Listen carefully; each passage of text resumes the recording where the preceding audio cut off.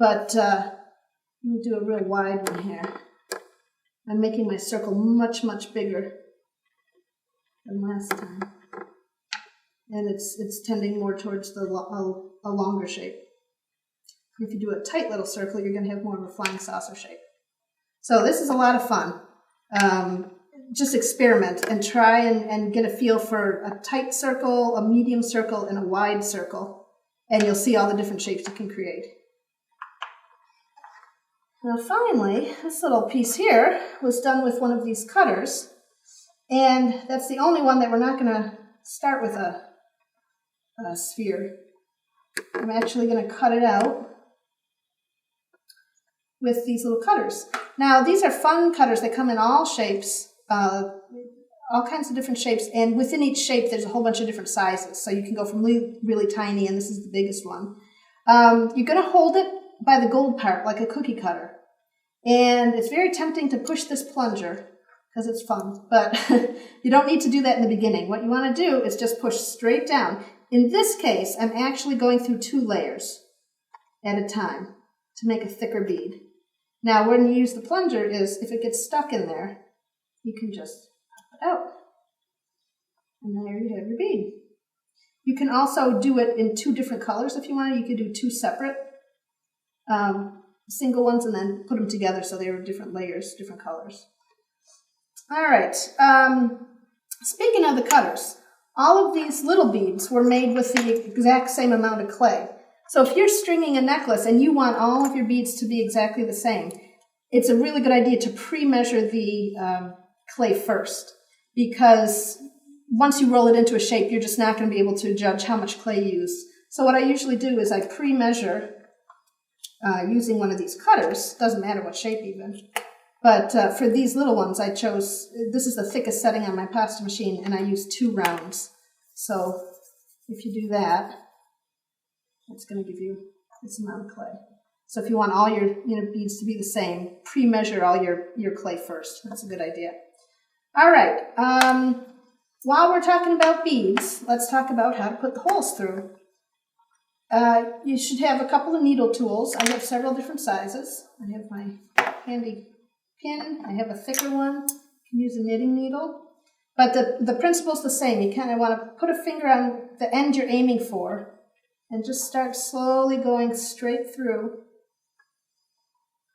And you can feel when it's going to hit your finger. And you want, before it pops out, you want to pull it back out, reverse it, and go through the other way. And that is going to keep your ends looking a little better, not flaring as much. Make sure that your needle goes all the way through, because if it doesn't go through now, it's not going to go through in the bake bead. And then you get to invest in a nice little drill. Put your holes in. All right, now we have all these little beads decorated, or made. Here's just some really basic decorations. A very common one, let's go back to our sphere. There, very common one. My clay is getting softer, so I can't actually get a nice round ball anymore, but very common way to decorate. It's just putting tiny little dots of clay on it.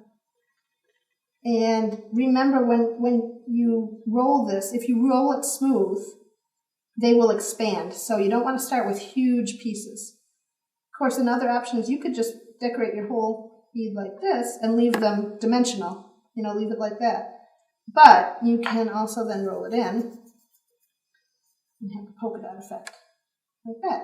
And that's fun because you can do, a base color bead and put all different colors of polka dots or, all kinds of combinations. So that's fun just to do polka dot bead. I'm going to use the other end of this, pretend we don't have dots on that side. And we can just roll real thin snakes and wrap those around. Again, you can leave it dimensional. You can just put stripes. You can put squiggles. And you can leave it like that. You can roll it in. Okay. And this is a classic bead. This is a great way to use up scraps. It's just marbleizing clay. So we haven't talked about that yet. So let me just show you how to marbleize clay. Basically, you roll 2 snakes. that are about the same width. And well, they don't have to be the same width. If you want one color to be dominant, you can certainly use less of one clay, but you probably want the length to be about the same. So you're going to take your colors. You can obviously use more than 2 colors, and twist it into a snake. Roll it up. Roll it in your hands. And that's, technically that's marbleized, but it's kind of blobby. So the more you then roll it into a snake and twist, those lines are going to become finer and finer. Actually, you could just leave that like that and cut it and have a twisted bead like that if you wanted. But we'll keep on rolling.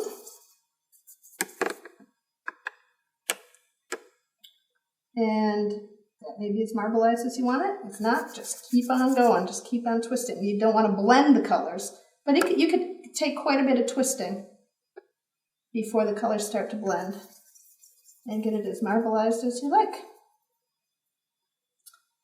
All right, our final thing is baking the beads. You can string your beads on wires and lay them across your baking pan. You can put them on quilt batting or fiberfill on your tray, or you can do a little nifty thing like this. This is just an index card I folded, and if you lay the beads on there, they won't get a flat spot. All of that, putting them on the wire, putting them on batting, putting them in here, is to prevent a flat spot from forming when they sit on the baking pan. So if you have a round bead and you want to keep it round, you can just bake them up in a little contraption like that. All right, so we have our very basic shapes, our very, very basic decoration, and our basic baking all set.